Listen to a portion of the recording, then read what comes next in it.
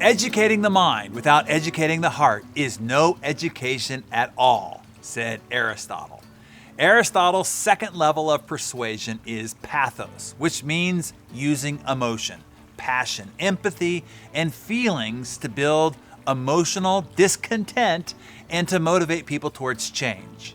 Pathos is used to gain individual attention, motivate large groups, create mass movements, advertise products, start revolutions, and win elections. Both sides of the emotional spectrum are used, and both are equally persuasive.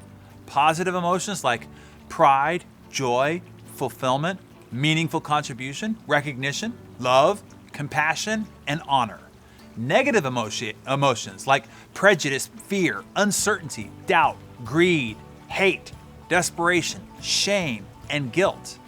If I were to ask you what percentage of human decision making is rational and what percentage is emotional, what would your answer be? Most answer 50-50, or maybe even 80-20 or 90-10. But the answer is we are 100% emotional. There's a famous study conducted by a neuroscientist that demonstrates the impact emotions have on decision making. Antonio Damasio studied people with brain damage that had prevented them from feeling emotions. They all behaved in a normal way, except for one thing.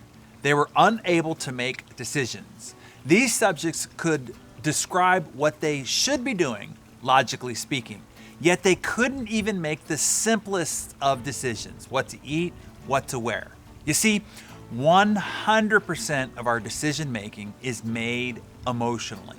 All human beings, including you, decide everything emotionally and then explain it, excuse it, or justify it logically. Now, whether people use negative emotions to persuade or positive emotions to persuade, both are extremely powerful.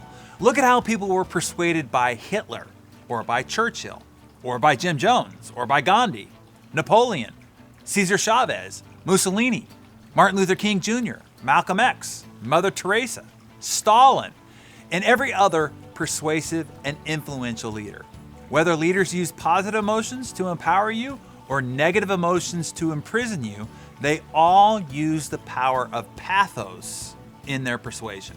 So, which type of emotions should you use to build and empower? Certainly, I have a strong preference for the positive, but as you make your choice, always remember this: if you build positive emotions, you will receive back and reap positive emotions. If you cultivate fear, you will live surrounded by fear.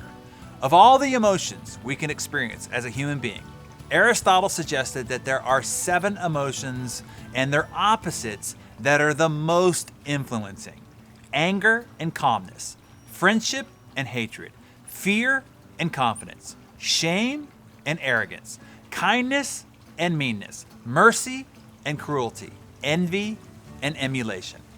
So how do you use emotion to persuade? Let me get you started with a few. First off is to be emotional. You go first. Be open, honest, vulnerable, and revealing first. And through your audience's genetically imprinted mirror neurons, they will empathetically connect to you. And how do you do that? Tell a story.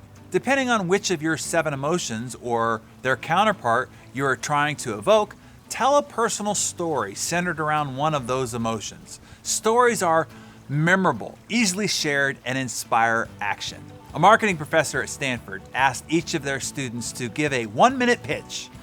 1 in 10 students used a story in their pitch. When asked to recall the pitches later, only 5% of students could cite any statistic, and 63% could remember the story in detail. As species, we are hardwired to connect with and remember and be moved by stories. Another way, and the last one that I'll pass on to you this morning, is using metaphors.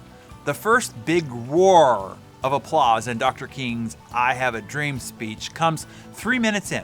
He drew this applause using a banking metaphor. He said, "Instead of honoring this sacred obligation, America has given the Negro people a bad check, a check which has come to be marked as insignificant insufficient funds. But we refuse to believe that the Bank of Justice is bankrupt. We refuse to believe that there are insufficient funds in the great vaults of opportunity of this nation.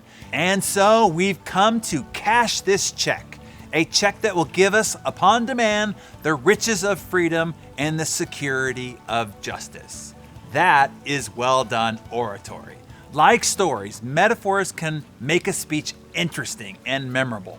Aristotle said, metaphor, moreover, gives style, clearness, charm, and distinction as nothing else can. So try today. Persuade others through pathos, through their emotion. I only ask that you use this powerful persuasion tool as a force for good, not for evil.